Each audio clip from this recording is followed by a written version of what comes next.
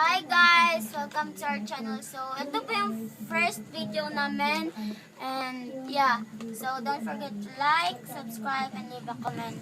Yun. So, today is we're having what's inside my bag. So, yun. Cut mo. So, first thing, what's inside of my bag is this. Ito po yung glue gun, pero sa akin kung may magnanakaw, ito po yung igagamit ko. Next is this. Ito yung pinaka-importante sa lahat kasi kung may makita kong aso doon, yun. Lalagyan ko lang nito at akin na yun. Next is yung pinaka-importante kasi kung nasa mall ako, masakit yung tiyan ko. And then, ito na yung gagamitin ko. Ano yan? This is Maxim. Ito po yung maliit na kutsa. Hindi.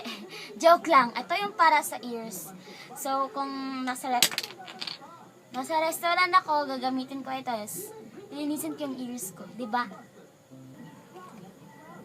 Water bottle. Dito siya, bottle. So, ano to siya? Mabibiyak to. So, ito yung ginagamit ko kung wala akong lalagyan ng tubig. Mas the best to. Next is scissors.